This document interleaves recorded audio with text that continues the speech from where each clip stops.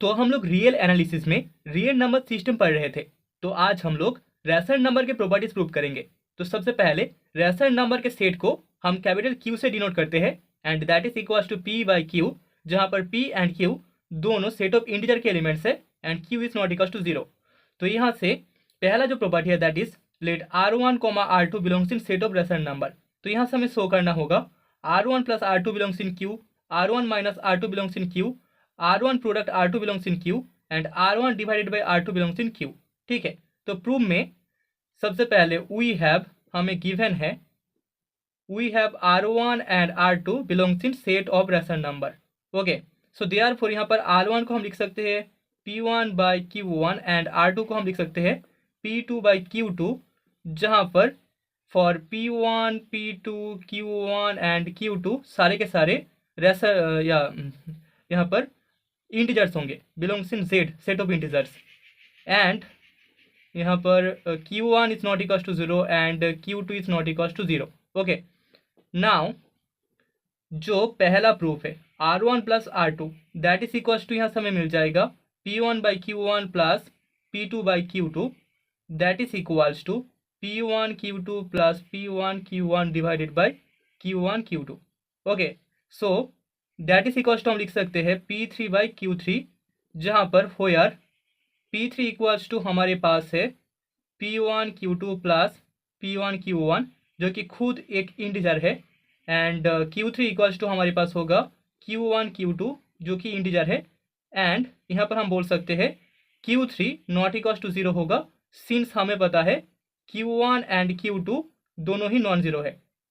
Q1 not equals to zero, Q2 not equals to zero. Okay, so therefore यहाँ पर R1 plus R2 भी set of rational number का एक element होगा। Okay, तो अभी सेकेंड प्रूफ में हमें शो करना होगा R1 minus R2 set of rational number का एलिमेंट होगा। So R1 minus R2 equals to P1 by Q1 minus P2 by Q2 and that is equals to Q1 Q2 P1 Q2 minus P2 Q1 and that is equals to हम लिख सकते हैं P3 by Q3।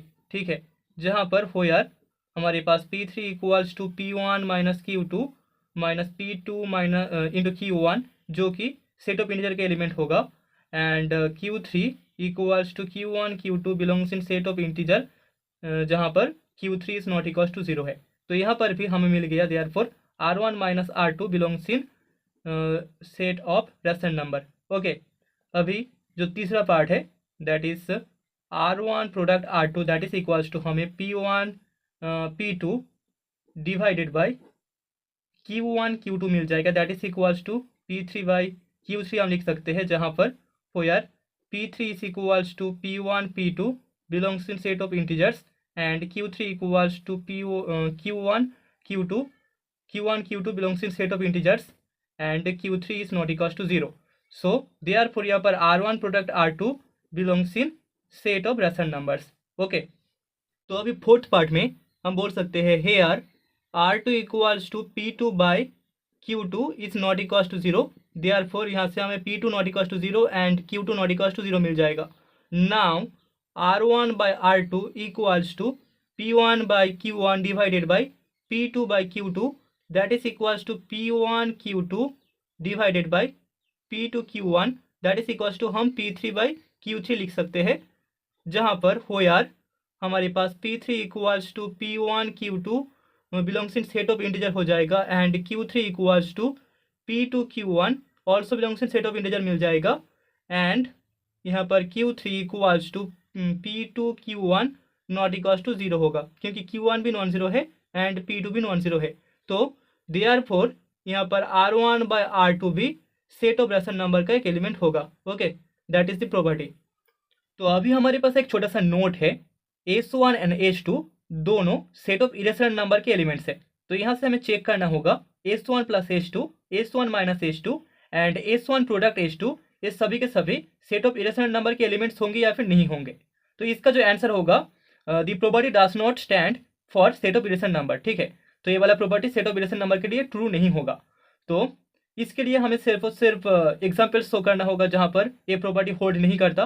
So first of all let हम लोग मान लेते हैं S1 equals to 2 plus root 2 and S2 equals to 2 minus root 2 दोनों ही सेट ऑफ इरेशनल नंबर के एलिमेंट्स है, both belongs in Q complement. Okay, so therefore यहाँ पर S1 plus S2 equals to हमें 4 मिल जाएगा, जो कि एक इरेशनल नंबर नहीं है।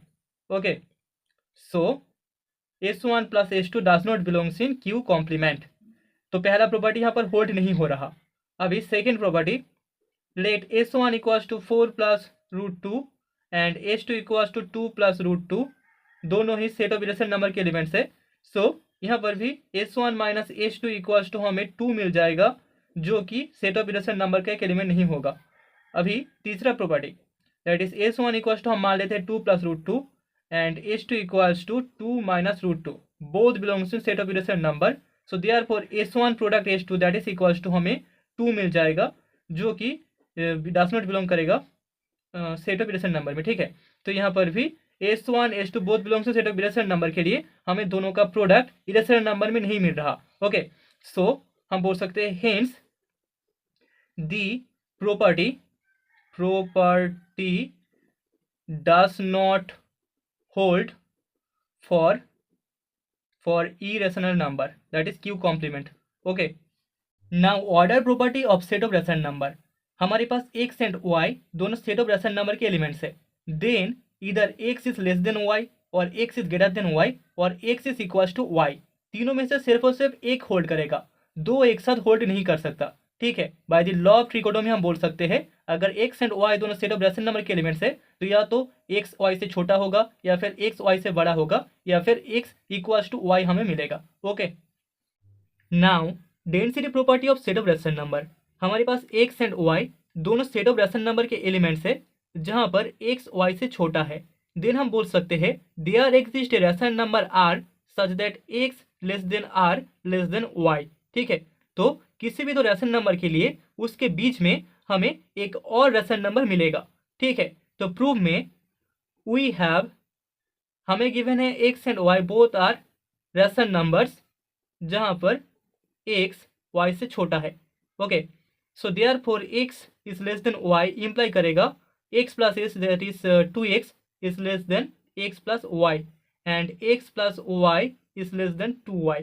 Okay, so this imply x is less than x plus y by 2 and x plus y by 2 is less than y, and this imply हम लिख सकते हैं x is less than x plus 2 y by 2 is less than y. okay, and this imply x is less than r less than y, जहाँ पर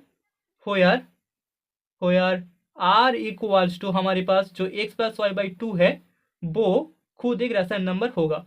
okay, तो हमने show कर दिया x एंड y के बीच एक रेशनल नंबर r हमें मिल जाएगा। अभी डेंसिटी प्रॉपर्टी का मतलब है किसी भी दो रेशनल नंबर के बीच में एक रेशनल नंबर होगा।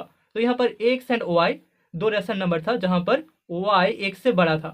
ठीक है, x is less than y, तो यहाँ पर हमें इसके बीच एक r रेशनल नंबर मिल चुका है। अभी अगर हम x एंड r को ले ले तो इसके बीच भी हमें एक रेशनल नंबर मिल जाएगा, मान लीजिए वो है r1। अभी r1 एक रेशनल नंबर है एंड x एक रेशनल नंबर है, तो इन दोनों के बीच में भी हमें एक रेशनल नंबर मिलेगा r2। अभी r2 एक रेशनल नंबर है तो r2 एंड x के बीच में भी हमें एक रेशनल नंबर मिलेगा r3 एंड x के बीच r4, ऐसे ही हमें मिलता जाएगा। ठीक है, ये एक इनफाइनाइट प्रोसेस है, तो किसी भी दो रेशनल नंबर के बीच में हमें एक रेशनल नंबर और मिल जाएगा, that is the density property of set of rational number. Okay,